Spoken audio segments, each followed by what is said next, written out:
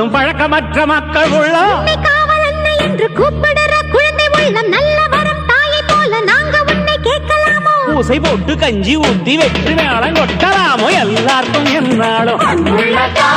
திரிசூலம் கையெந்தும் புவியாளும் மாத்தாவோ முக்கண்ணன் மனையாளும் ஏழகிட்ட மென்மேலும்